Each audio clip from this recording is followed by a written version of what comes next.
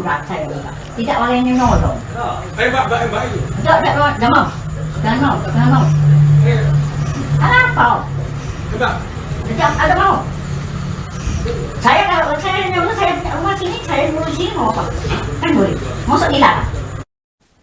Polda Jawa Timur mulai menyelidiki kasus dugaan pengeroyokan yang dialami nenek Elina saat mempertahankan rumahnya di wilayah Surabaya dari aksi pengusiran sekelompok anggota Ormas. Sejak laporan pertama diterima, penyidik telah memeriksa sekira 6 orang saksi untuk mengungkap insiden ini. Pemeriksaan ini juga mencakup klarifikasi terhadap Ormas yang diduga terlibat dalam peristiwa tersebut. Perkembangan terbaru, perkara ini telah naik ke tahap penyidikan guna pendalaman unsur pidana. Informasi selengkapnya akan dilaporkan langsung oleh jurnalis Tribun Jatim, rekan Luhur Pambudi. Silahkan laporan Anda. Oke, baik Anggra. Jadi anggota Polda Jawa Timur terus menyelidiki kasus dugaan pengeroyokan yang dialami oleh Elina Wijayanti, 80 tahun atau disapa Nenek Elina karena mempertahankan rumahnya ada di kawasan Kelurahan Lontar, Kecamatan Sambiker, Kota Surabaya, dari aksi pengusiran sekelompok anggota Ormas. Informasi terbaru yang kami himpun ada sekitar 6 orang saksi yang diperiksa sejak kasus ini dilaporkan pada bulan Oktober sampai sekarang. Kemudian kasus ini informasinya memang sudah masuk dalam tahap penyelidikan hingga sampai ke penyidikan, yang kemarin terkonfirmasi juga dari Kabid Humas Polda Jawa Timur, Kombes Pol Durasa Pramabas. Dan informasinya juga karena memang masih bergulir ya untuk penyidikannya, jadi pihak Kabid Humas Polda Jawa Timur masih belum bisa menyampaikan perkembangan terbaru. Namun sejumlah orang saksi masih terus akan diperiksa oleh pihak penyidik dari Ditreskrim Polda Jawa Timur. Dan akan berlangsung penyidikannya itu hingga akhir pekan ini, bahkan juga berlanjut sampai ke minggu selanjutnya ya, pekan selanjutnya. Kemudian informasi yang kami himpun kemarin, Tribun Jatim berusaha untuk mengkonfirmasi kepada pihak korban dari kuasa hukumnya ya, dari kuasa hukum nenek Elina yang menceritakan bahwa memang kejadian itu, kejadian pengusiran sebagaimana video yang beredar itu terjadi pada bulan Agustus. Jadi beberapa kali kelompok dari kubu orang yang mengklaim menjadi pihak pemilik rumah itu datang beberapa kali, kemudian tiba pada suatu hari datang kembali untuk melakukan ini ya, pengosongan rumah. Namun sebagaimana video yang beredar, pihak nenek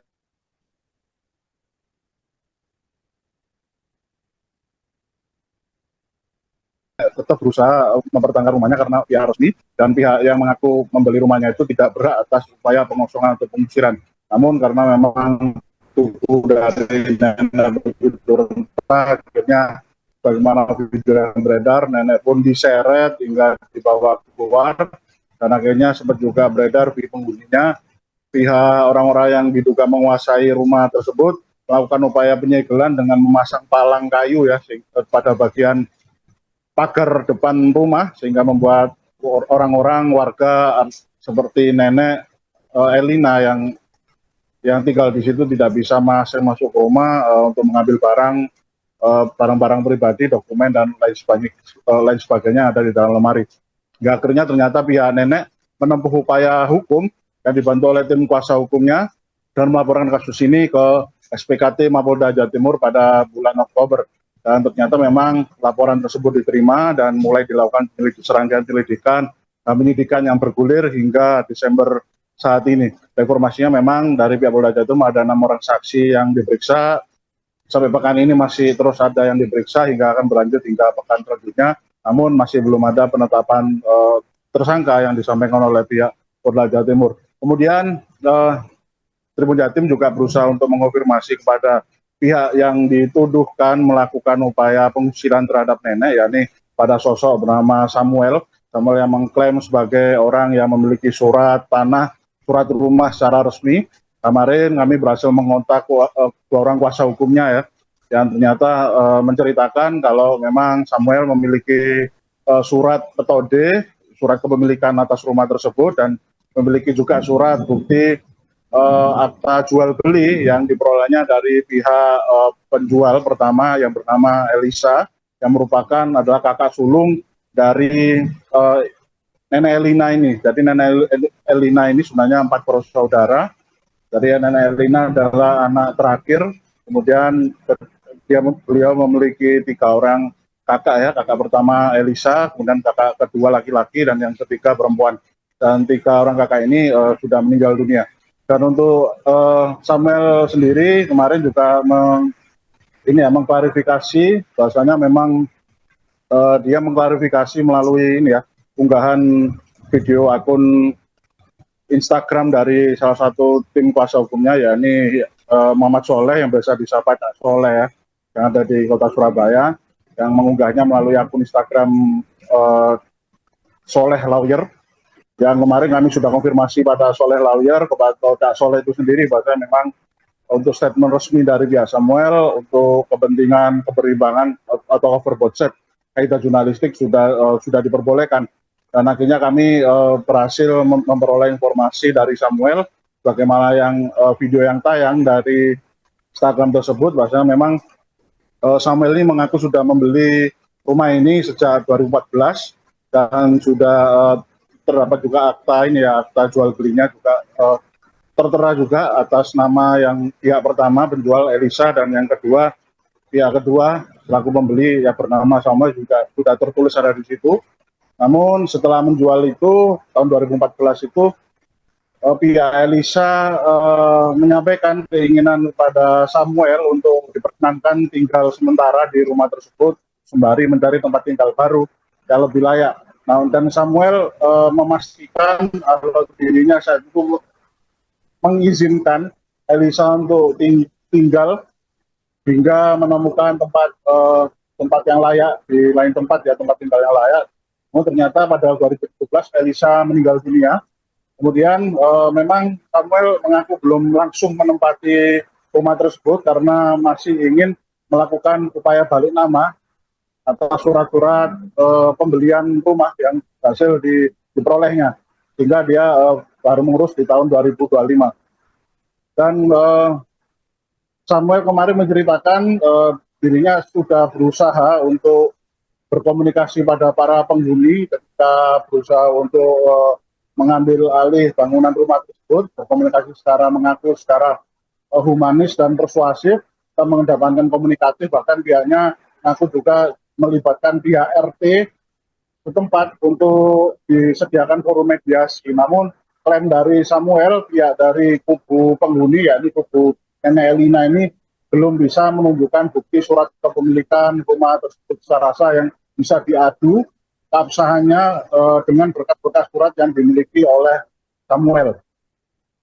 Dan namun Samuel masih tetap berkeinginan untuk melakukan itikat baik ya, dengan memberikan tawaran tempat tinggal sementara yang layak yang ini ya, di kawasan Jelidro, masih di kawasan Tambikerot itu Surabaya Barat. Dan kemudian ternyata menurut Samuel, berdasarkan kesaksiannya kemarin, Samuel mengaku bahasanya pihak dari Nenek Elina tidak menerima adanya itikat baik tersebut, artinya atau tidak menerima ini ya, usulan dari Samuel untuk disediakan tempat tinggal sementara.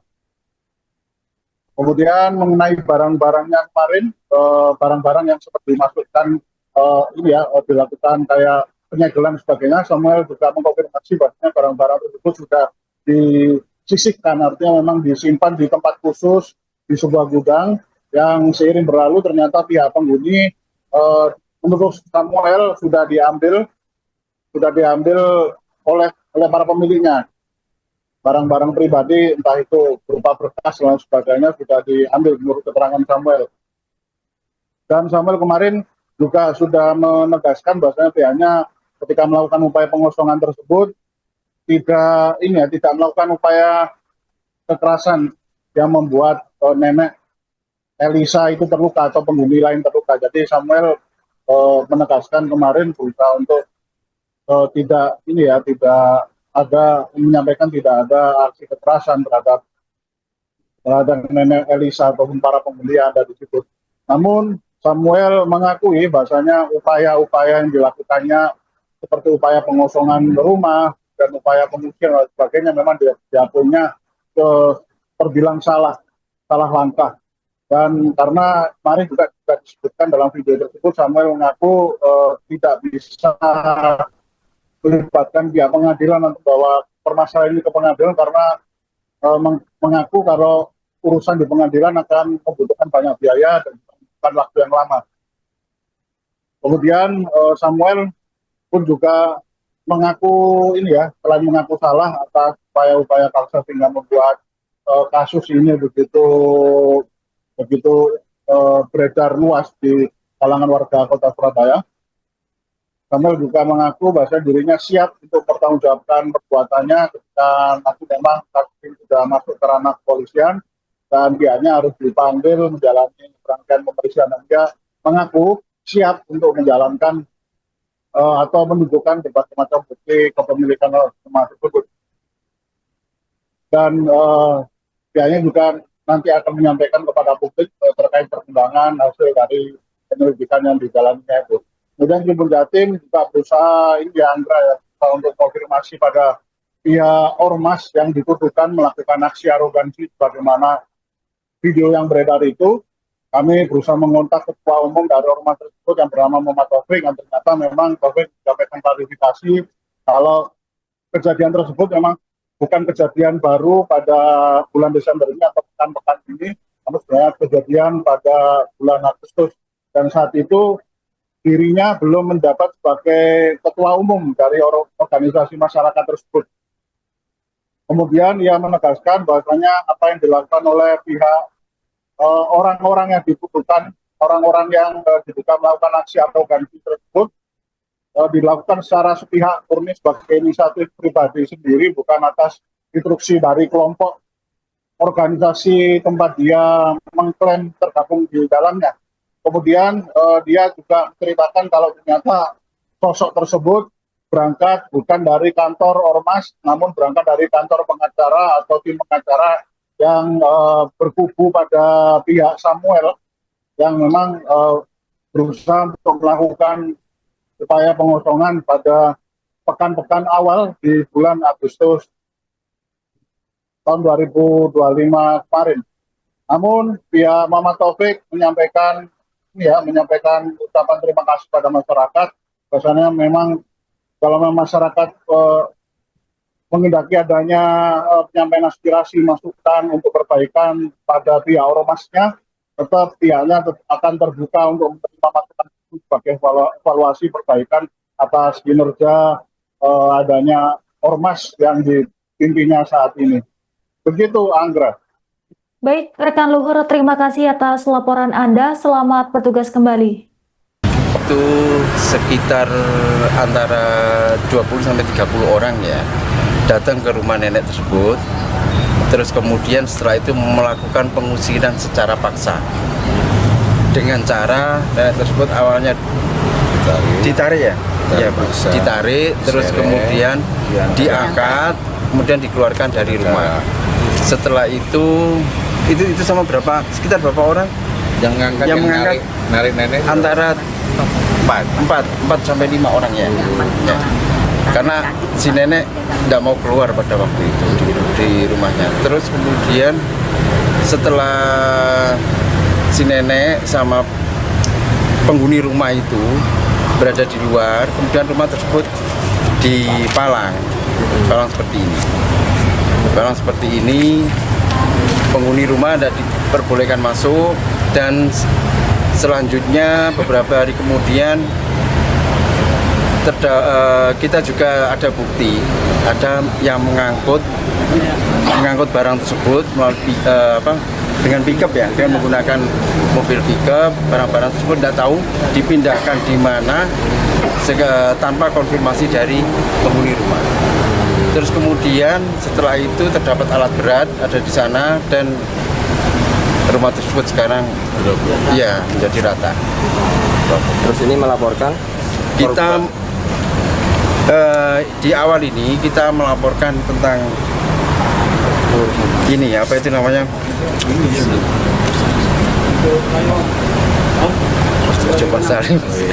ya, kita melaporkan tentang mengenai apa itu namanya melakukan pengusiran secara paksa. Gini aja, pasal apa aja Ya, Mas, yang pasal- dilaporkan?